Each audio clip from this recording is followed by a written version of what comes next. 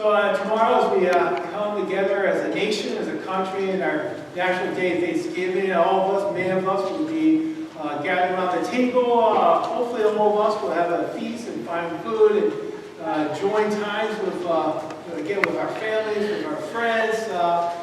Maybe join a Lion game, probably not, don't worry about them. But to come together in that sense of Thanksgiving. But again, not what we just do tomorrow, but especially as a Christian community, that every day is really a day of our Thanksgiving, is a day to be thankful unto the Lord. But the question I ask you is why?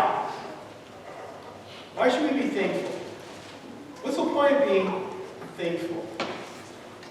It is a virtue. I mean, we teach our children to always give thanks, right? If someone gives you something, always respond. Thank you. We should always write thank you notes if we receive a gift or a kind. That it's a matter of etiquette. We know that. It's a polite thing to do, to always be thankful. But why should we be thankful? Is it just because it's etiquette, just because it's polite? Well, a big reason for our being thankful, it really helps us to be content. A couple of weeks ago in confirmation, we were finishing up the Ten Commandments. The last two commandments, Commandments 9 and 10, says we should not. Nora? Sorry, ask your sister, she knows it too. Do not covet. Good job, Nora. Of course you know that. Do not covet. The 9, do not covet your neighbor's wife, or 10, do not covet your neighbor's wife or maidservants, house, donkey, all that stuff. Do not covet. And that covetedness is that desire to want things. And it's really a sinful desire. It's not just wanting things, but that sinful desire that I need to have this. And we talked about this for a while in confirmation class. And kids have all kinds of things they covet. There's all kinds of things we want, but not just kids, but us adults, us parents, and grandparents. We all have this covetous nature that there's things in our lives we want and we don't have, and it changes us emotionally. We get jealous, we get angry, we get frustrated, we get mad. We begin to say, woe is me. Why do I have this? And that covetous nature. And to really fight against that coveting nature is to be thankful. Just be thankful. That's why we give thanks. The act of thanksgiving is to remind us that we have been received a precious gift, and thanksgiving helps us to focus on the things that we already have, and that we don't really need anything else.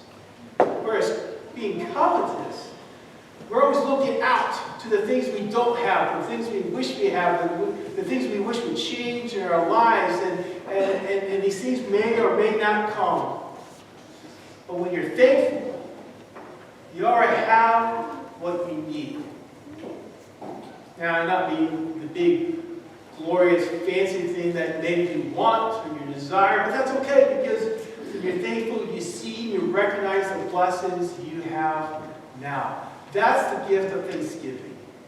And that's what Paul was talking about in Philippians, to encourage people to be content with what we have. Be thankful for what we have. Earlier in Philippians 4, he says, rejoice. Again, he says, rejoice. Always rejoice. Always be thankful. Whether you have great things or small things, it doesn't matter. Because God does give us the things we need. When we covet, then we go down that slippery slope, down that one road, that dark road. It's going to take us to a place of bitterness. But in thanksgiving, that's where we find peace. That's where we truly find joy.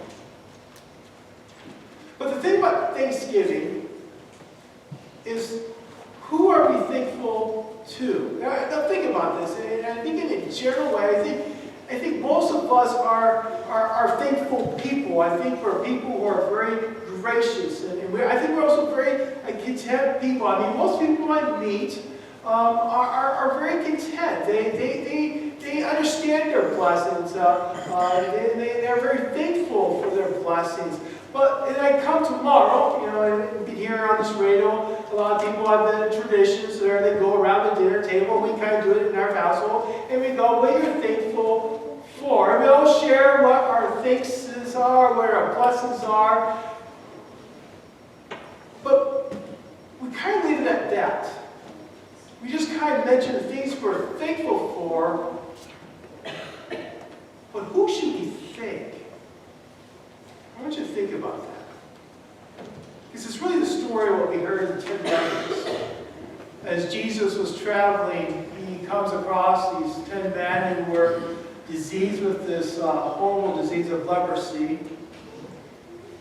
And many of us know that the conditions of leprosy, one of the big problems of leprosy is you're cut off, you're isolated from your village, so you're cut away from your family, your friends, you're really destitute. So not only are you sick with a disease that part is not going to get better, you're not going to get healed from this, but you're really in a state of destitute where you're not going to be able to return home, you can't survive.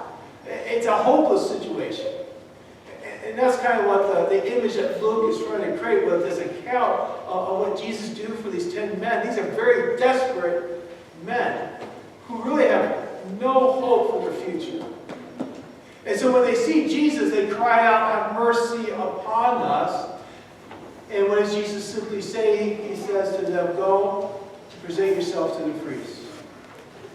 As that was required by law, if you had any kind of skin disease or leprosy or anything on your skin, before you were welcomed back into the village, back into the community, you go to the priest. The priest will declare you clean and allow you to enter into the fellowship. And so as they were going to the priest, what happens to the leprosy?